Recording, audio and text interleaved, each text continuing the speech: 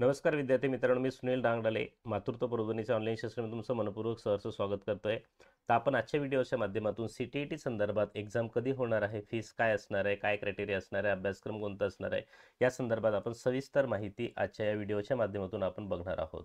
तर मित्रांनो, या ठिकाणी जर का तुम्ही चॅनलवरती नवीन असाल तर चॅनलला सबस्क्राईब करून घ्या आणि बेल आयकॉनला देखील तुम्ही प्रेस करा, म्हणजे तुम्हाला सर्वात अगोदर स्पर्धा परीक्षा संदर्भात कुठल्याही नोटिफिकेशन किंवा पेपर संदर्भात माहिती तुम्हाला सर्वात आधी येईल. आता या ठिकाणी आपण बघूया की तुमची परीक्षा कधी होणार आहे. CTET आता महाराष्ट्रामधनं तुम्ही जर का बिलॉंग करत असाल तर महाराष्ट्रामध्ये TETचा फॉर्म भरायला सुरू आहे. आपला व्हिडिओ तुम्ही पाहिला असेल.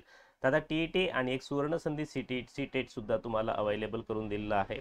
आता केंद्र शासनातर्फे तुम्हाला CTETची जी परीक्षा असेल ती सुद्धा अनिवार्य नाही आहे, परंतु जर का तुमच्याकडे आता दोन दोन परीक्षा आहेत, जर तुमच्याकडनं TET नाही निघाली समजा, तर तुमच्याकडे दुसरं एक ऑप्शन असणार आहे, जी की तुम्हाला डिसेंबरमध्ये ही परीक्षा होताना दिसेल. पहिल्या पानावरती काय दिले नोटिफिकेशन आपण बघून घेऊया. तर बघा, ड्युरेशन ऑफ ऑनलाईन अप्लिकेशन तुम्ही कधीपर्यंत भरू शकताय बघा. 17 सप्टेंबर 2024 पासून तर तुम्ही 16/10/2024 पर्यंत तुम्ही फॉर्म भरू शकता. जवळजवळ 1 महिन्याचा कालावधी तुम्हाला फॉर्म भरण्यासाठी दिलेला आहे.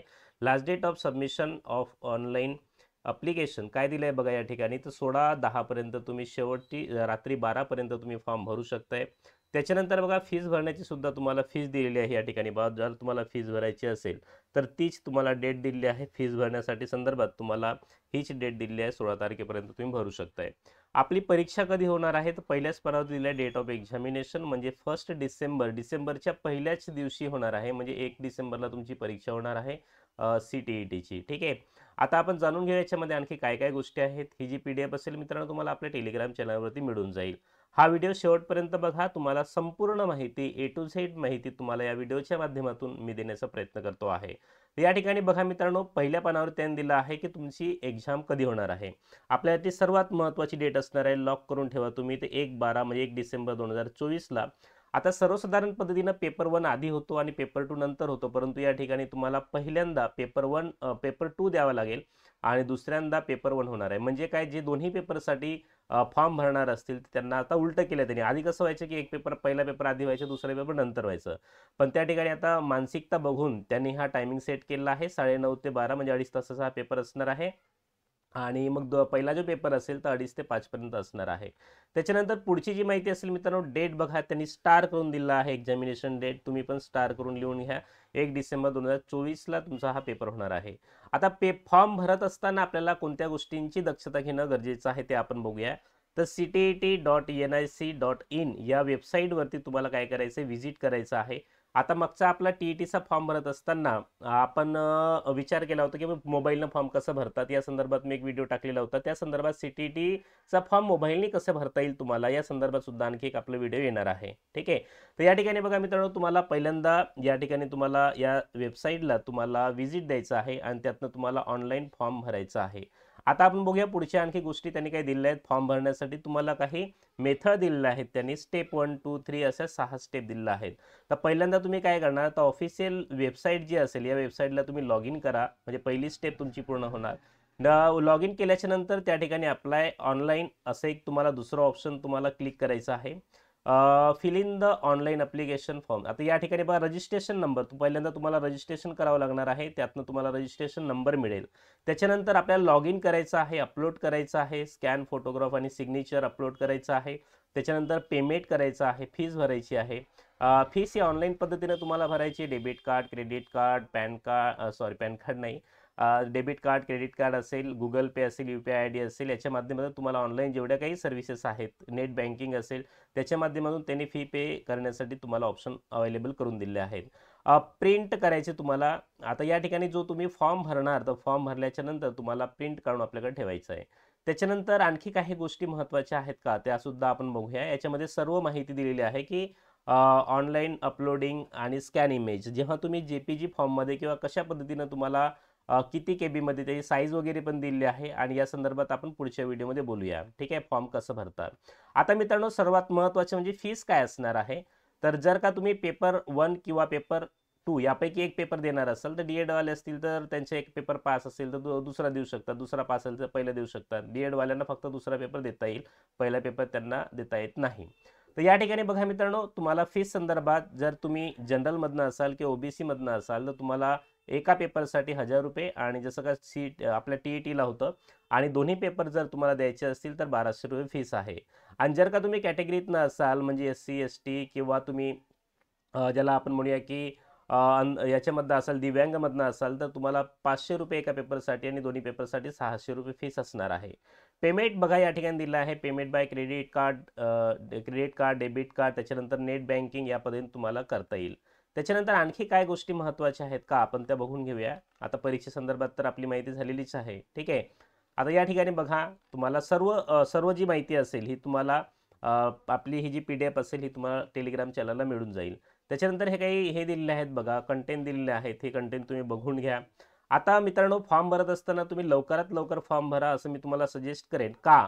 कारण जरी तुम्ही TET भरला असेल तरी तुम्ही CTET भरा असं मी तुम्हाला सजेस्ट करेल, कारण की तुमच्याकडे आणखी 2 परीक्षा असणार आहे, ठीक आहे. म्हणजे जर का ती परीक्षा TET जर का आपला पेपर बिघडला असेल तर आपण या पेपरमध्ये कव्हर करू शकतोय. त्याच्यानंतर मित्रांनो, सर्वात महत्त्वाची जी माहिती असणार आहे की हा फॉर्म कधीपर्यंत भरायला पाहिजे. 16 तारीख जरी त्याने दिलेली असली तरी मी तर म्हणतो की आत्ता हा व्हिडिओ बघितल्याच्या नंतर 1-2 दिवसामध्ये तुम्ही फॉर्म भरून घ्या. कारण की एक्झामिनेशन सेंटर जे असणार आहेत संपूर्ण भारतामध्ये असणार आहेत आणि त्याच्यामुळं तुम्हाला एक समस्या निर्माण होऊ शकते की तुम्हाला सेंटरच मिळणार नाही आहे, बरोबर.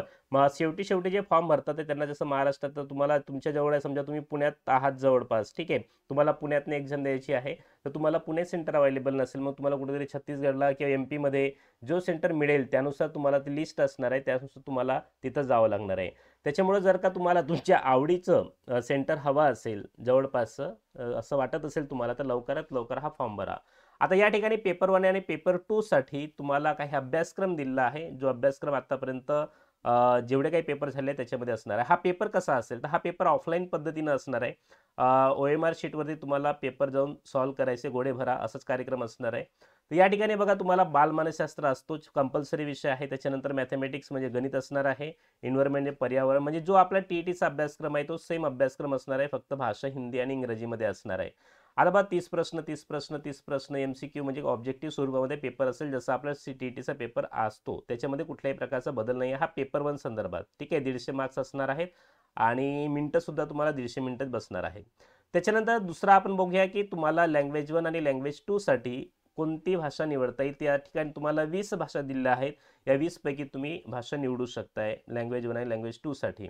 पेपर 2 साठी मित्रांनो तुम्हाला जसं का TETला फॉर्म भरत असताना तुम्ही पाहिलं असेल की पेपर 2ला आपल्याकडे काय असतं बघा. आता बालमानसशास्त्र असतो, त्याच्यानंतर मॅथमॅटिक्स आणि सायन्स आणि सोशल सायन्स हा जो ऑब्जेक्टिव्ह विषय असतो बघा. एकतर तुम्ही हा विषय घेणार किंवा एकतर तुम्ही हा विषय घेणार.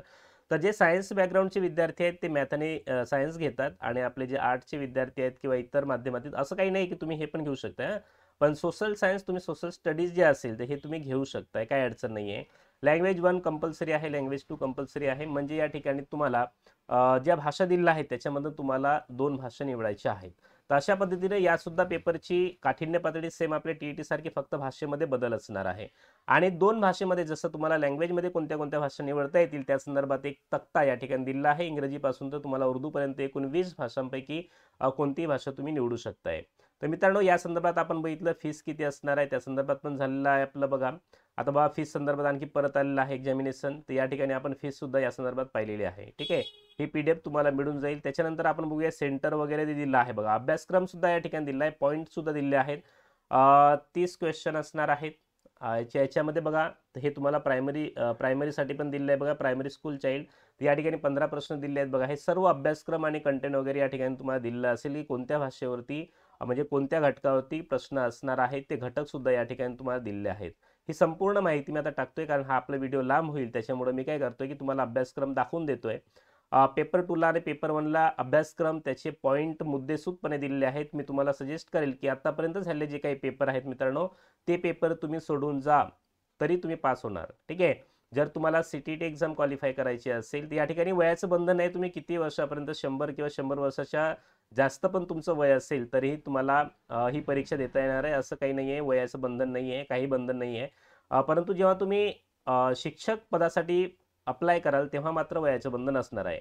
आणि या ठिकाणी तुम्हाला कोणती CTET म्हणजे ज्याच्यामध्ये जास्त मार्क आहेत ते तुम्ही अपलोड करू शकता सर्टिफिकेट, जेव्हा तुम्हाला जॉबसाठी अप्लाय करायचं असेल त्यावेळेला. तर अशा पद्धतीने ही संपूर्ण माहिती आपण इथे या ठिकाणी बघितली आहे मित्रांनो. सेंटर बघून घ्या, सेंटर पण या ठिकाणी दिलेले असणार आहेत बघा.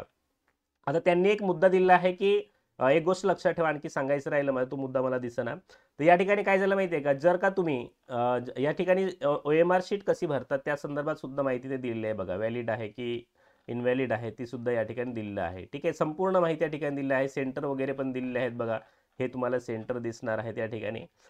मला सांगायचं होतं की एक्झाम डेट संदर्भात त्यांनी माहिती दिलेली आहे. एक्झाम डेट संदर्भात आपलं 1 डिसेंबर 2024ला आपला हा पेपर होणार आहे. परंतु त्यांनी असं एक नोटिफिकेशन सुद्धा या ठिकाणी दिलं आहे की जर का एखाद्या जिल्ह्यामध्ये किंवा एखाद्या शहरामध्ये जर का विद्यार्थ्यांची संख्या जास्त झाली आणि त्यांना एक्झाम सेंटर जर का अवेलेबल नाही झालेत, म्हणजे समजा आपल्याकडं समजा आता पुण्यातला आपण विचार केला तर पुण्यामध्ये समजा जास्त विद्यार्थी झाले तर ते नोव्हेंबरला सुद्धा एक्झाम घेऊ शकतात. 30 नोव्हेंबर ही त्यांनी डेट दिली आहे. 30 नोव्हेंबरला ते एक्झाम घेऊ शकतात, असं पण एक नोट या ठिकाणी दिलेली आहे, लक्षात ठेवा. ठीक आहे, मग तुम्ही म्हणा असं दोनदा एक्झाम होणार का, तर 100% दोनदा एक्झाम होणार आहे. म्हणजे जास्त विद्यार्थी झाले त्यांची एक्झाम 30 नोव्हेंबरला घेतील ते, आणि बाकीच्यांची एक्झाम जी असेल ते 1 डिसेंबरला 100% असणार आहे.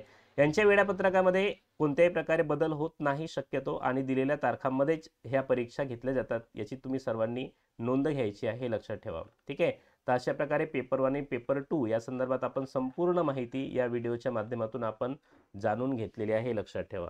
तर मित्रांनो, हा व्हिडिओ तुम्हाला आवडला असेल, तुमच्या मित्रमैत्रिणींपर्यंत लिंक शेअर करा आणि सर्वांपर्यंत ही माहिती पोहोचवण्याचा प्रयत्न करा.